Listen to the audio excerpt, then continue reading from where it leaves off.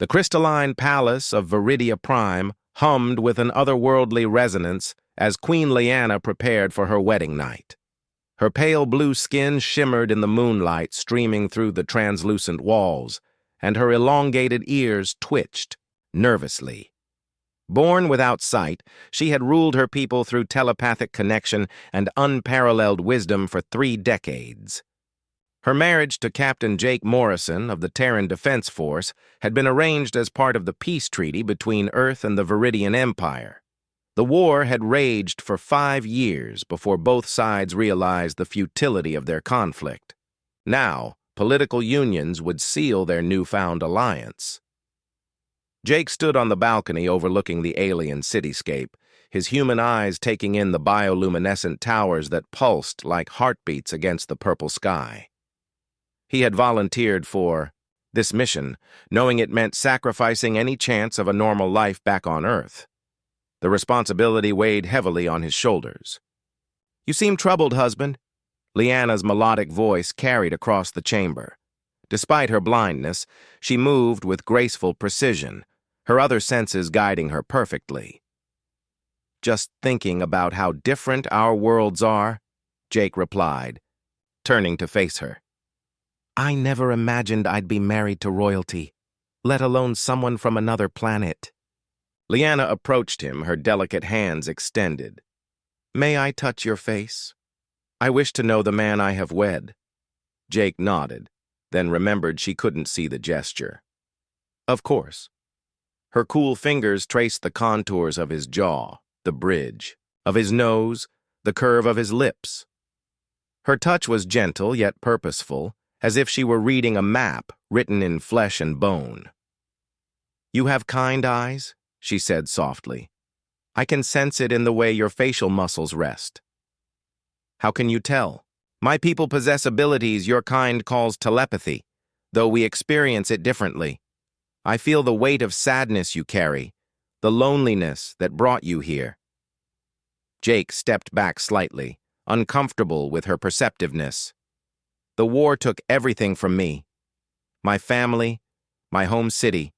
When they offered this assignment, it felt like a chance to build something new. And now you wonder if you made a mistake." "Honestly, I don't know what I expected." Lyanna moved to a low seating area furnished with cushions that seemed to glow with their own inner light.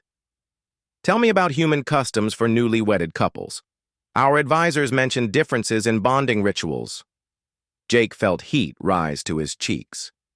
"Well, traditionally, there's an expectation of intimacy. But given our situation, I don't want to pressure you into anything." "Intimacy," Lyanna repeated the word thoughtfully. "Among my people, true bonding occurs through mental connection. Physical touch is secondary to the joining of minds and spirits." "That sounds beautiful, actually. Would you be willing to try our way first, before we explore yours?" Jake settled beside her on the cushions. "I'm open to learning." Lyanna reached for his hands, intertwining their fingers. "Close your eyes and open your thoughts to me. Do not resist what you feel." As their minds connected, Jake gasped. Suddenly he could perceive the world as Lyanna did, through vibrations, scents, temperatures, and emotions. The palace around them came alive with new dimensions of sensation he never knew existed. More surprisingly, he began to understand her experiences, her childhood learning to navigate without sight, the crushing responsibility of leadership thrust upon her at a young age, the isolation that came with being different even among her own people. In return, Lyanna witnessed his memories of Earth. Blue skies and golden sunsets she had never seen, the taste of coffee and chocolate, the feeling of rain on skin. She experienced his grief for his lost family and his determination to forge peace between their civilizations. "Your species carries such passion," she whispered, tears streaming down her cheeks. "Such capacity for both love and destruction." "And yours carries wisdom beyond anything we've achieved," Jake replied, his own eyes wet with emotion. "The way you perceive existence, it's incredible." They sat in silence for a long moment, their consciousness intertwined in ways neither had thought possible. Jake could feel Leanna's genuine affection growing for him, not born from duty or treaty requirements, but from true understanding. "There is something else you should know," Leanna said eventually, her mental voice tinged with uncertainty. "What is it?" "I am not fully Viridian. My mother was from a different world, one your people call the Elven Realm. It exists in a parallel dimension that sometimes touches ours." Jake opened his eyes, staring at her in amazement. "Elves are real?" "The pointed ears should have given it away," Leanna said with a small smile. "My mixed heritage is why I was born without sight but with stronger telepathic abilities than pure Viridians possess. It also means our union could produce offspring capable of bridging multiple worlds." "Multiple worlds?" "Earth, Viridia, and the Elven Realm. A child who could truly unite our peoples." Jake squeezed her hands gently. "That's a lot of responsibility for a kid who doesn't even exist yet." "Perhaps, but imagine the possibilities. A generation that sees with human eyes, thinks with Viridian wisdom, and feels with elven empathy. As the night progressed, they explored each other's cultures, languages, and dreams. Jake taught Leanna card games from Earth while she showed him how to navigate using echolocation.